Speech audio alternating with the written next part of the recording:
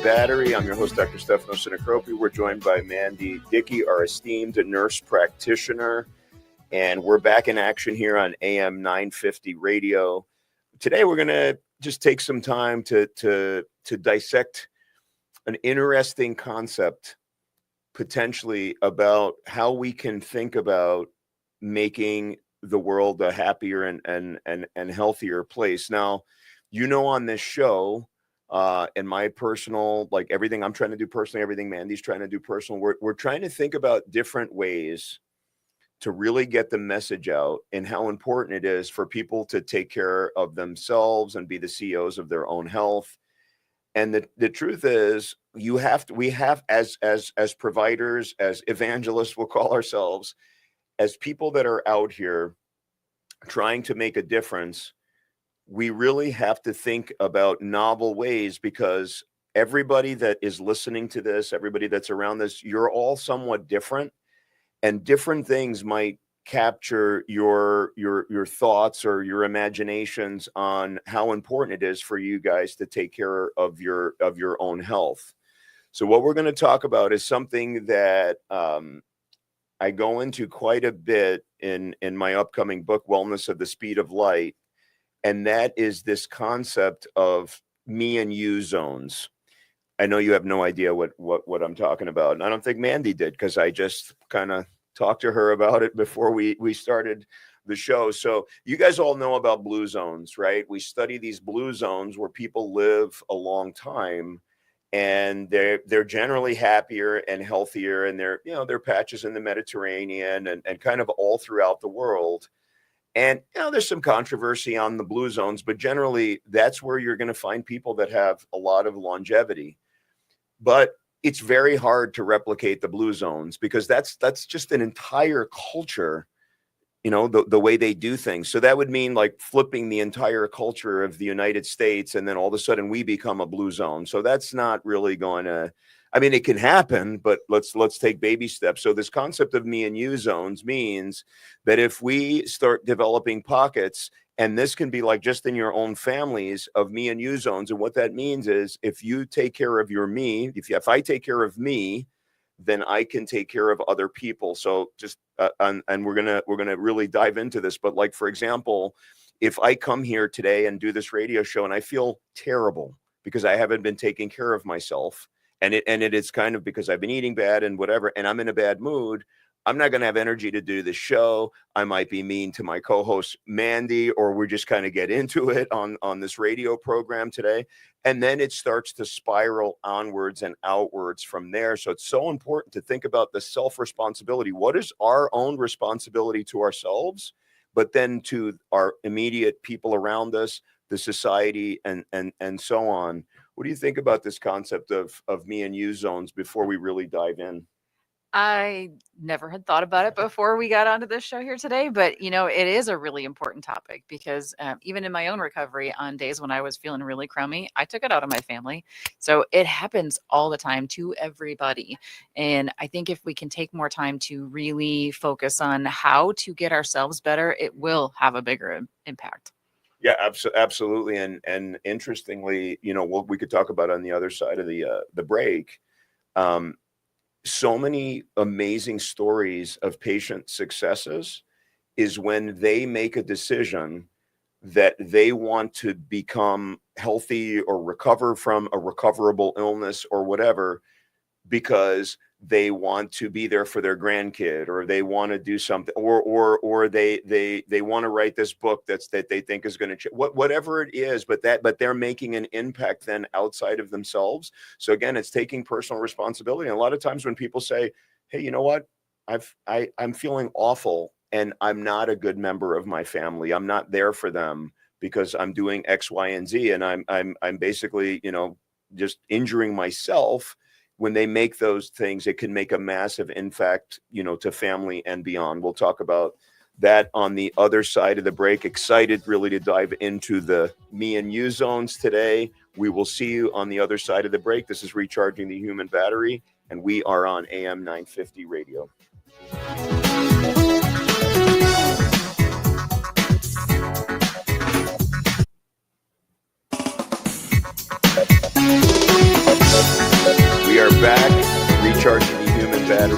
I'm Dr. Stefano Sinicropi. We are joined by Mandi, Dickey today. We're going to have a really interesting discussion today on this concept. Like we said on the other side of the break, on these me and you zones. And again, I'm just going to keep hammering this home. When we take care of me, then we can take care of the you. Now that has massive implications. Again, if you take self-responsibility for yourself, you're going to be a better family member. You're going to be a better neighbor. You're going to be a better citizen of your country, of your society. And that spreads. Now imagine societies where the vast majority of people actually thought about it in this way. Hey, and let's make every family unit, let's make every neighborhood, let's make these me and you zones where everybody's not just thinking about like their own selves, because it has a lot of implications. And we're going to play, I don't want to say a game, but we're going to do a little thought experiment here with Mandi, and we'll get her take on it. But it just has massive implications. I just want people to start thinking about it in this way. And again, we're hitting this from different, directions. Some people just need, sometimes we just need to just, I don't want to say yell at people, but we just have to like shake them out of their stuff. Sometimes we need to inspire people. Sometimes we other, but sometimes we just have to change kind of the overall, like the way that we think about ourselves. And we unfortunately live in a society which has become quite selfish. And the truth is, one way to be selfish, there's no other way to be than to help yourself, not buy yourself more stuff, help yourself get better, healthier, physically, mentally. But there's no better way to be selfish than to help other people, because it's the best feeling you can have. And honestly, by just getting better, you're going to be helping those around you, not to mention the economic burden and so on. We'll go into that in a little bit. Let's do a little experiment. Okay. So we are going to take, some nice, some embryos, or we could take kids when they're really young. We're going to take 1,000 of them, and we're going to take some, remote, we're going to take a couple remote islands, those islands, like, where Godzilla always comes from. He's always like around those islands out there somewhere. We're going to drop people on island. No one has any clue where these islands are. They're not findable. They're, I don't know, in the Bermuda Triangle or something, whatever. But so we're going to take 1,000 of these people, and we really need them to, it needs to be kind of a fresh mentality. So we want to send them there where they, kind of like learn to, develop their societies and things like that. Now, let's talk about the difference between these two islands. On one island, for whatever reason, health and wellness is a big part of it. People are really conscious about, hey, I really want to feel good because I want to be a great member of society. I want to do all these other things. They do all the stuff that we've talked about on the show, like their nutrition is really good, and they focus on that. They meditate, they get their sleep. They do all these other things. They develop biohacking, maybe, or just be in the sunlight. It's early. They're on this island, right? And so they're really investing in themselves, right? So now you have another island. And so you have 1,000 people on another island, and that island really takes a passive approach. They're like, whatever, I'm just going to do whatever. So they start developing fast food, and they don't sleep, and it's a free for all, and they abuse whatever substances they can find on this island. And it's just, whatever. And so here's the exercise. And sometimes we really just have to boil it down to really simple stuff, right? Think about it. Think about what the differences are between these two islands. If you go and visit these islands 10 years from now, what are they going to look like? That's what I'm going to ask Mandi. What's the difference? Tell me where, okay, so now we're doing this thought experiment. What do these islands look like? I'm imagining all the different experiments they've done with water and sound, and how the water actually changes the molecules of what it looks like when you play rock music versus classical music. I'm picturing that right now. So when you're seeing this island where everybody has taken care of themselves, everything's green and lush and beautiful, because not only are they taking care of themselves, they take time to take care of the environment around them. The island where it's kind of a free-for-all, it's going to be a hot mess. And I'm thinking of like Hunger Games type of thing. Yeah. So that's what I'm envisioning right now on that island. It's going to be just whatever, things are disarray. There's not a lot of green anymore because they've kind of trampled everything. They just don't, you don't take the same amount of care when you're not feeling good. Yeah, I mean, I think, absolutely. So if we kind of dive into it a little bit more. Okay, so in the island where people are really taking care of themselves, right? People are feeling good. They wake up, they have purpose. Because right, it affects their physical and mental health, how they're living their lifestyles, everything's about it. So what are they doing? They're agreeable, right? They want to work together. Think about you guys, you're listening to this. When you don't feel well, and I'm not saying sometimes you don't feel well and you really need high level advanced medical care because something else is going on. But a lot of times when you don't feel well, what it's, your last 2, 3, 4 weeks, you're not exercising, you're not, but when you don't feel well, you're not agreeable, right? You're more likely to get sucked into certain places where there's anger and disdain and cults and social media and this and that, right? We know that people are more likely to have pretty radical ideologies on whatever side of the coin when they don't feel well, because you got to blame. I'm not good. It's this guy, it's that guy, whatever. And so it's a huge problem. Let's talk about what happens when people don't really, if you're feeling well, you want to take care of your neighbor, you want to take care of your society, you have pride. If you're not feeling well, what or you want to do, right? What happens? Criminal rates rise. You start to steal, and because it's that person, it's this person. I love what you said about Hunger Games. The Hunger Games. It really is the Hunger Games. For those of like Agatha Christie, right? It's 10 Little Indians, or and then there were none. I think the book is called Both Things. And that's an amazing book. And societies absolutely devolve. But one of the reasons they devolve is because people don't take care of themselves and they're not well. It's a totally different mentality. And we'll just boil it down. Instead of 1,000 people, how about a meeting where there's 7 people? If everyone's feeling great that morning, right? They've exercised, they've done their yoga, they've been in the red light bed, they're doing great, their family's doing the same stuff. They're going to come in, they're going to want to just progress, they're going to want to make stuff, they're going to be agreeable. If all those people are feeling miserable, right? They've got abdominal pain, their knees hurt, they have brain fog, they're going to be just anger. Anger is going to be boiling up. And we see that a lot in the physical health. So if you think about it, you have a society that is ordered, structured, is making progress, is doing well, versus a society that eventually breaks down into complete chaos. And, in my book, when we talk about it, we make the argument that if you have these societies that become chronically ill, that can bring down the society. So let's extrapolate this to the good old USA, right? Think about what's happening. Our rates of chronic disease are crazy. They're absolutely skyrocketing, and people generally don't feel well. And how do I know this? Well, one, I'm on social media, right? I have a television, so we watch the news. It's not a happy time. We just got through political season. I don't have to explain that to you all, what that looked like. And you just see people are just they're not well.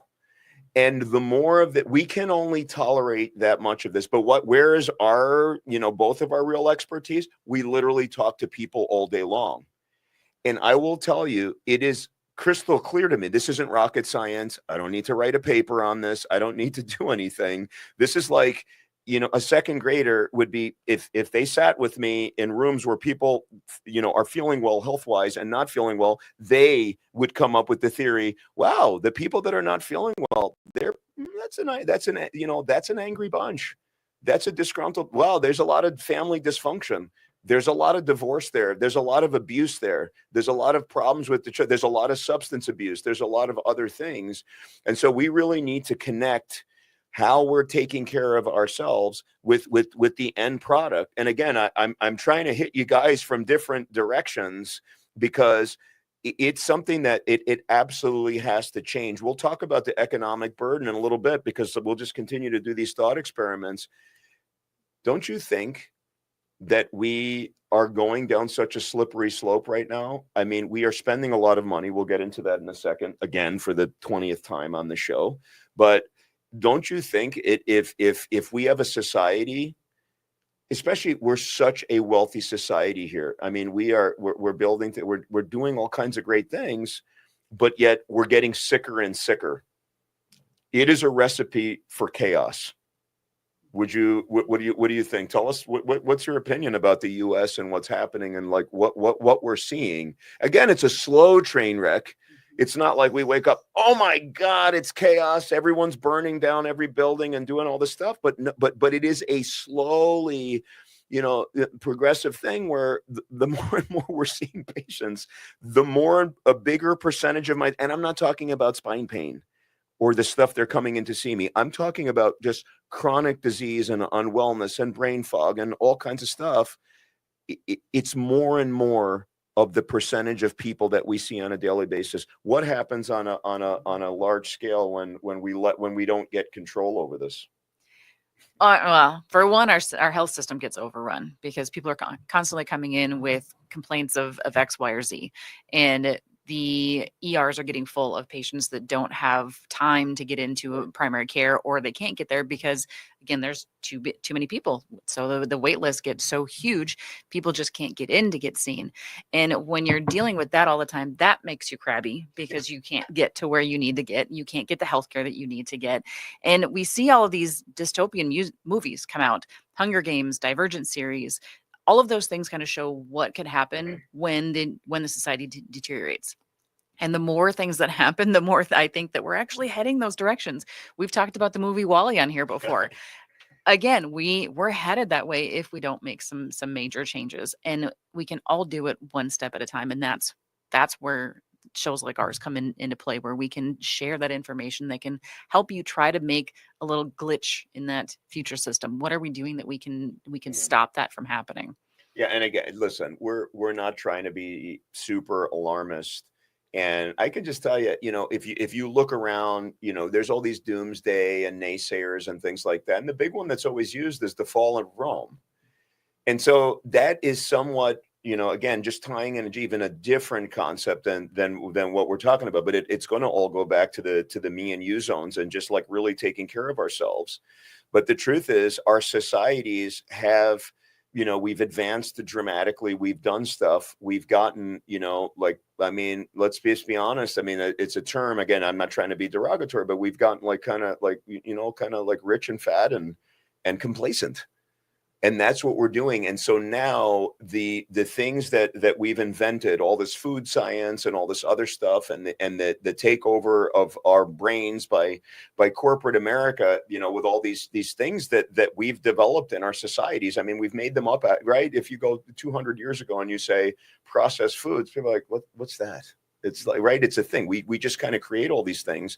But now the things that we are creating have the potential to really destroy us. It certainly has destroyed our health. And we've talked about, food and certainly, social media destroying our mental health and just mass media in general. I mean, it's leading to a lot of dysfunction in our population. So again, I don't really want to be like overly alarmist, but what I see, isn't good. But the good news is there are blueprints to, make our society a lot better. And the blueprints we've outlined kind of the health blueprints, what you need to do. But now just trying to frame this a little bit different. And again, going back to the me and you zones, again, that's a radically different, concept. I mean, how many times do you turn on the TV and people are saying, well, take care of yourself so you can take care of everyone, like your health, not obviously people are always like, you need to be happy so that so that you can be your best self rather. But I'm not talking about you need to be healthy,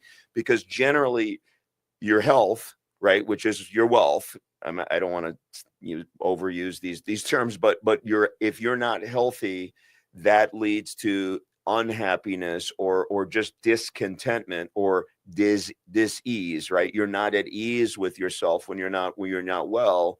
And then that's going to translate and do all these other things. So if we're trying to kind of change and shift the mentality of kind of on a population, basis. I had this guy on my podcast recently. He's an ER physician, Dr. Chad Swanson. and he was really good. We did some thought experiments about, and we were talking about more how to give healthcare at the lowest cost equitably so that everybody has an opportunity to get help. Well, you know what an easy way, you know what a way that we don't even have to worry about this stuff? What the things again, me and you zones, if we take care of me just by lifestyle modifications and lifestyle choices, and I posted this on social media and people love the lifestyle. We talk about it. They're buzzwords, right? Lifestyle medicine. People like, oh yeah, lifestyle. But then look at the American lifestyle. But if we just do that, it's pretty cheap and economical to change, what you put in your mouth. Now, not always. Don't throw arrows at me. I get it that doing some of these diets can be somewhat more expensive, and getting fresh fruits and vegetables is more expensive than the value meals that people love and but it makes a huge impact. But again, thinking about it in a completely different mindset, where we are looking at if we kind of all join hands and just say we're going to do this together, but we just focus on ourselves. Just focus on yourself and what a difference, what an impact you're going to make.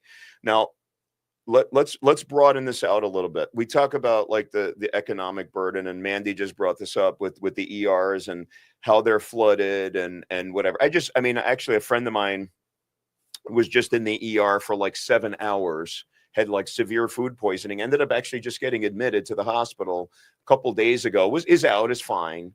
But like serious case of food poisoning. Like really serious, high fever, very, very sick, 7-hour wait, just kind of sitting there. And of course, there's all these chronic disease people. So, I get exactly, kind of what you're saying. Okay.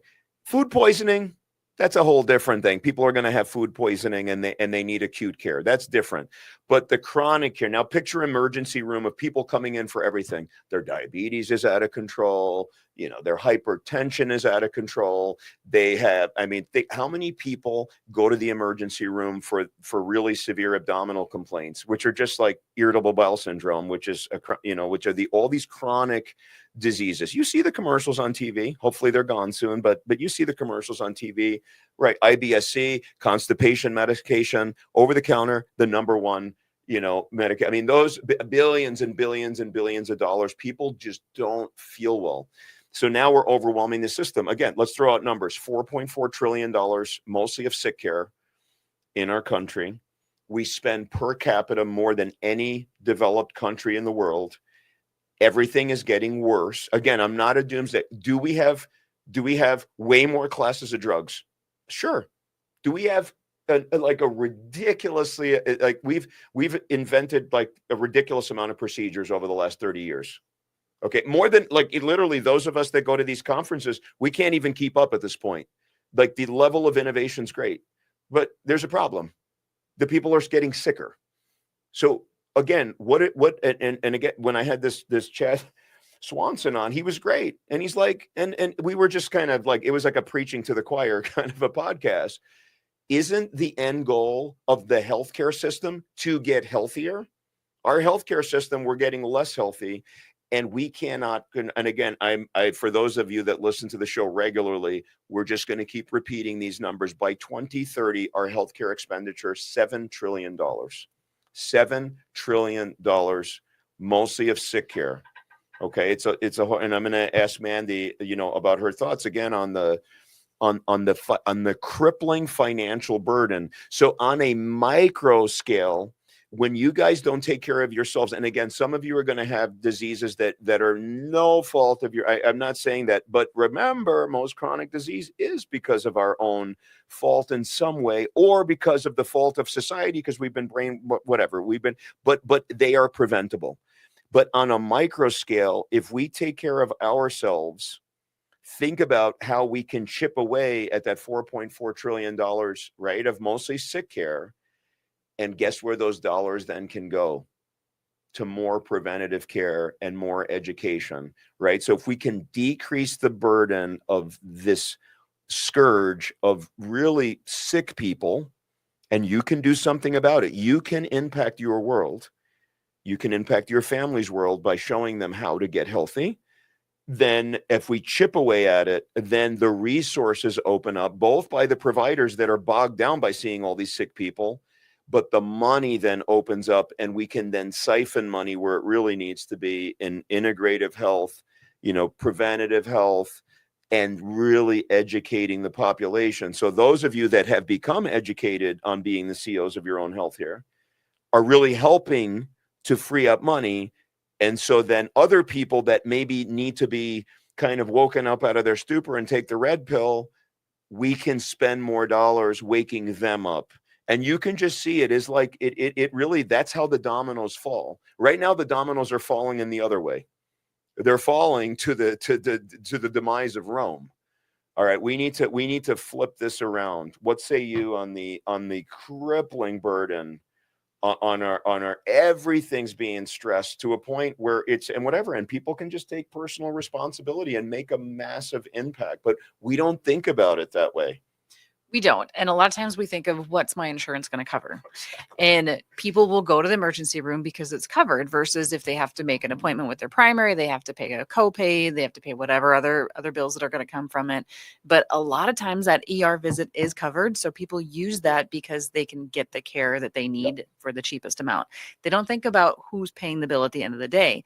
The insurance company's paying it. And yeah, in healthcare, we would always love to spend those dollars on preventive care instead, but we don't think about that as a society, who's paying for that in the end of it. We're just thinking, oh, it's saving money out of our own pocket.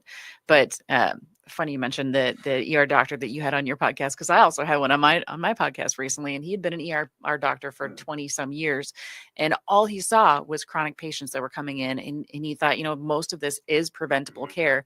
So he actually switched from being an ER physician to a personalized medicine doctor, so that he can work with people on trying to reduce their risk and improve their chronic health diseases. And he said it feels like being a small town doctor again, but he's actually making a difference rather than just fighting all these chronic illnesses that come into the ER. I mean, it's hugely impactful, and honestly, that's one of the reasons that I got into integrative health myself. Thanks for bringing that up, and that is because just seeing thousands and thousands of people that are sick. And, I'm a spine surgeon. Yeah, I can fix if they have like a serious problem in their spine and they need it. And a lot of spine surgeries, absolutely, people without spine surgery, I mean, it could be bad. But we're not talking about that. But on the other hand, my frustration is that you can fix, their spine condition, but yet, here comes John or Mary back or whoever, and they're just as disgruntled and miserable. And then you just feel kind of bad because you haven't really made an overall impact. Yeah, maybe their leg pain's better from their sciatica, but they're still the same disgruntled John and Mary that they were the other side. And so that's why I'm just going to make a commitment, to do this. And we're all trying to do it on whatever scale we can. We're building all these clinics here in town, and we can do that, but it's still a tiny, on a tiny scale. But again, we're taking that me and you zone mentality, right? And I'm doing that as a provider. You're doing it as a provider. We're like, well, I'm doing something. And by doing that, we can take care of the you, and then we can show other people. And so hopefully that ER doctor, yourself, myself, those of us that have gone down the path of, integrative health and integrative care can then not just educate other people, not just excite other people about it, but just really be examples and say, well, they're doing it. Maybe I should do it. Maybe part of how I practice should be integrative, whole body, root cause, care, that kind of stuff. And then it spreads on from there. So you could just see it's just exponential. We want the dominoes to fall in the positive way. Just going back to your ER, thought, again, like your ER, physician said kind of what my ER physician, said. It's like, it's so frustrating to see all of these people. And what Mandi said is absolutely right. If we're bogging down these emergency systems with just massive amounts of chronic care because your insurance is going to cover it or what, and believe me, sometimes your insurance doesn't cover it and you get a big surprise bill from the ER or the urgent care room. So I'd be really careful. Go there if it's an emergency, but don't go there if you have a cold, which people do. And it's a problem. But what happens is, okay, so we have spent a lot of time on this program talking about a lot of the kind of the negative stuff, like on the insurance companies and things like that. We get that. We're not going to rehash that. We've done entire episodes on that. On the flip side, Mandy brought up a really good point. If we're going crazy using emergency care and urgent care rooms and all these expensive medications and procedures, and it's a violent spiral. A lot of money is being spent, and the insurance companies are dishing out this money. And it's a complicated. I'm not going to say. I don't want to oversimplify. I talk a lot about this in the book. Actually, the whole the whole insurance process. Now, it's more complicated than people think. There's a lot of players involved. But on the other hand, if we start like really internalizing this concept of taking care of ourselves and taking self-responsibility, slowly but surely, the burden on the healthcare system will diminish. Less acute care claims will be made. And then when you really need the care and your doctor's like, you really need this intervention or you really need this medication, there's more dollars available. Because I can tell you so much of this stuff that's being dished out, whether it be medications or procedures, at that point, the person, needs it.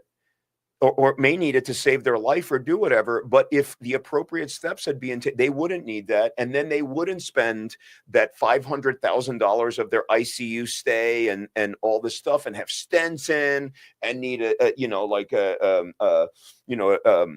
be dialyzed for their kidney failure. All these things can happen.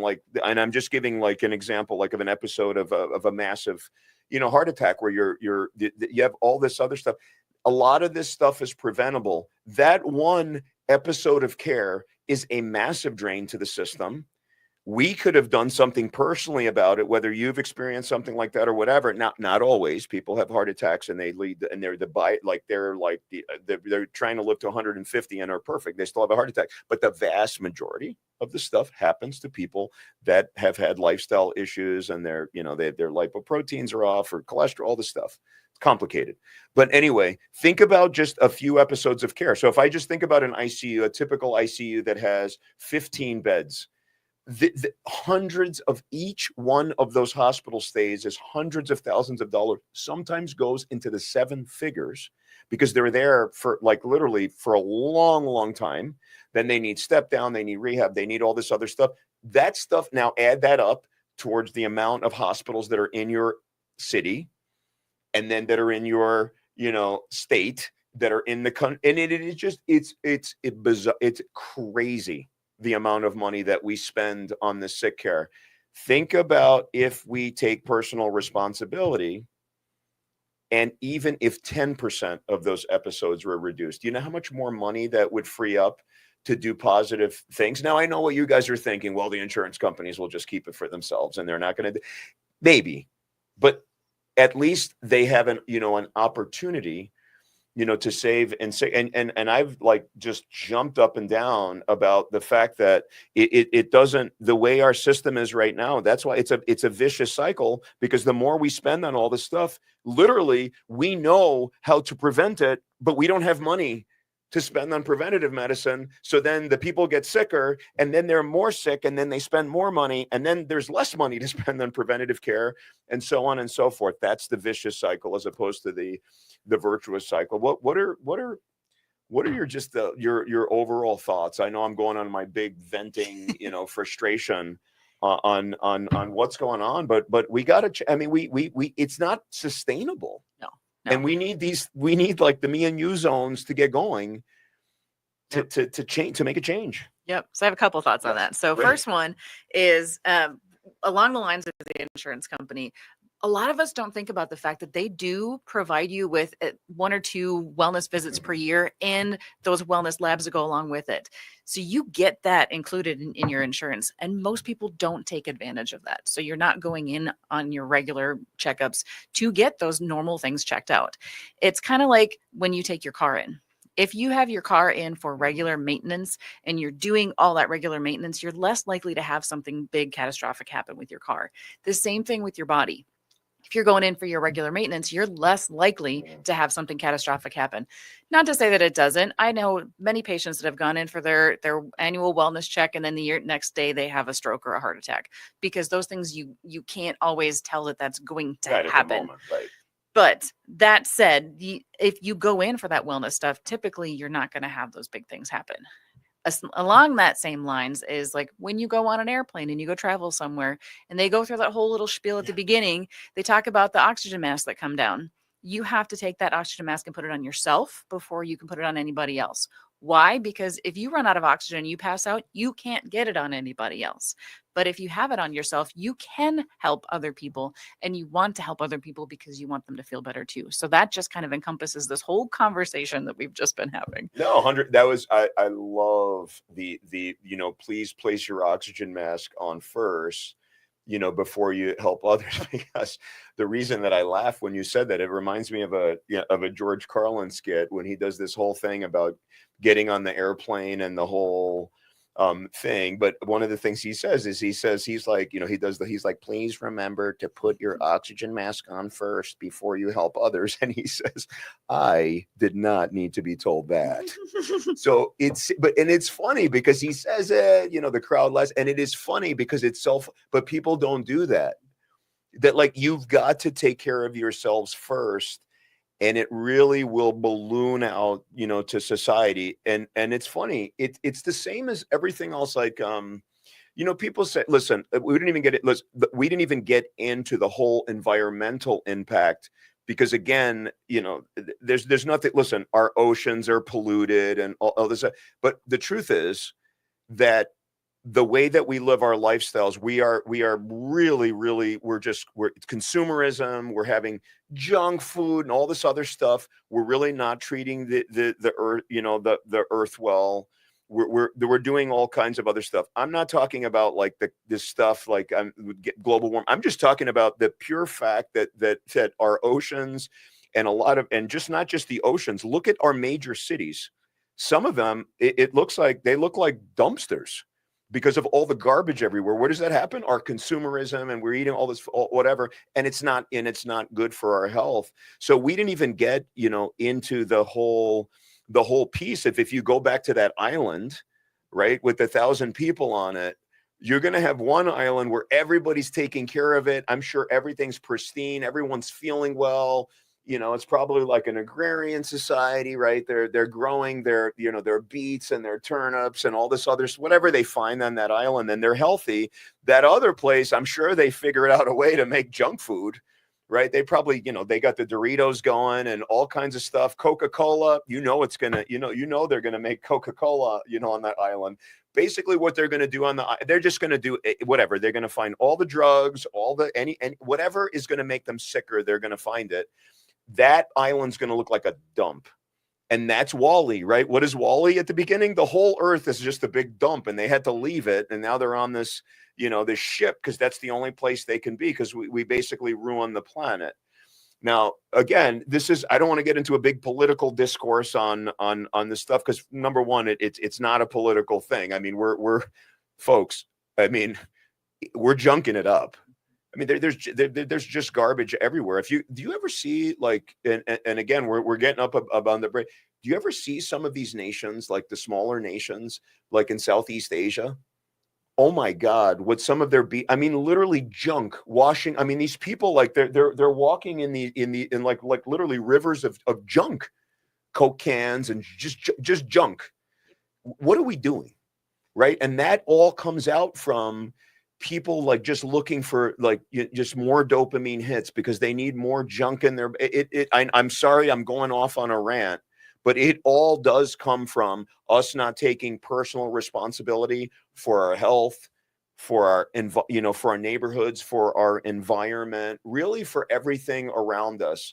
If we all took self-responsibility and understood, I'm going to get me better in every way so I can get everyone else better, and we all did this, oh my God, it would be like dramatic, the changes that we would see. Anyway, we'll pick this up and wrap it up on the other side of the break. We're getting pretty fired up here. I can see Mandi is just ready to just kind of come out. out of the chute here on the other side of this break. We're on AM 950 radio. This is Recharging the Human Battery. We'll see you in a minute.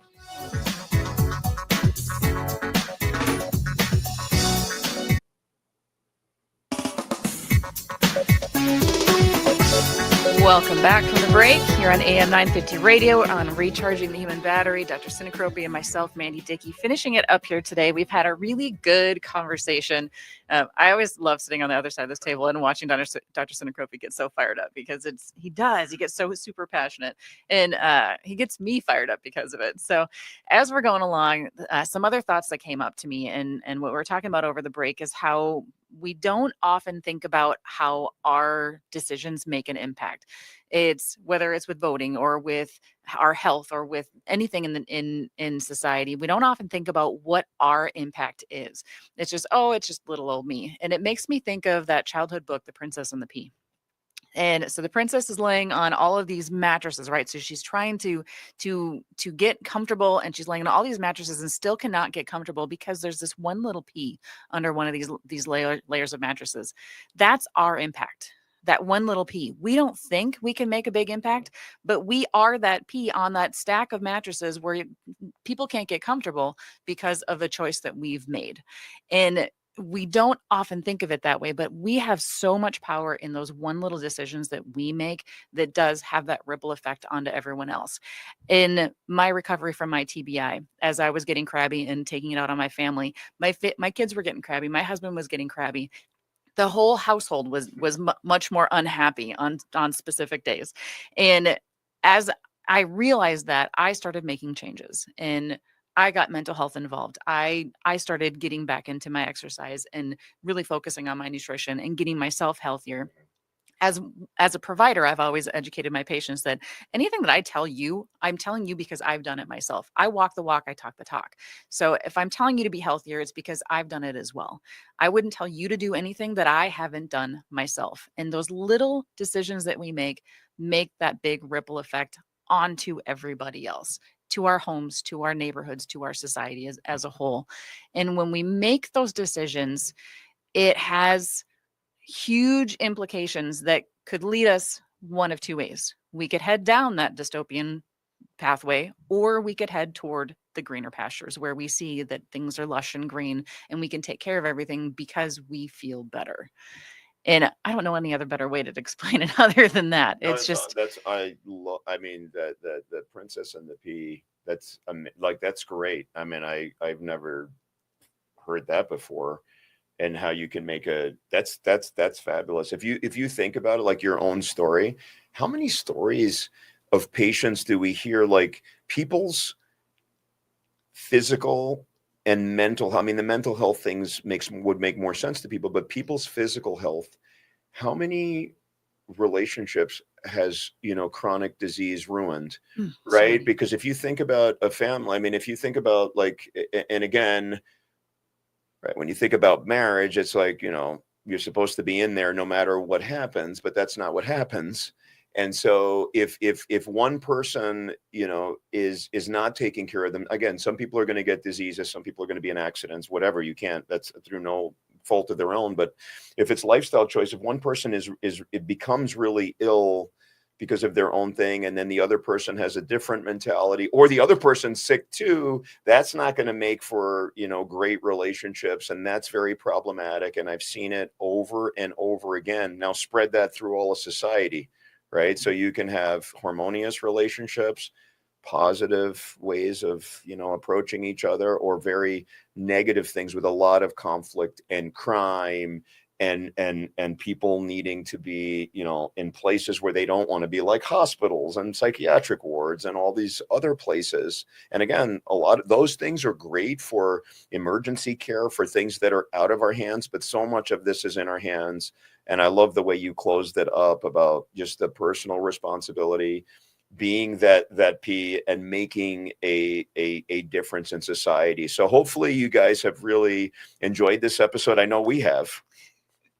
But it's more important for you to enjoy the episode. We're not just here to kind of amuse ourselves. Hopefully you learn something. Go out there. Remember the me and you zones. Take care of the me so you can take care of the people around you. We will see you on the next episode of Recharging the Human Battery. I'm Dr. Sinicropi, joined by Mandi, Dickey. It's been a great pleasure. We are on AM 950 radio. We will see you next week.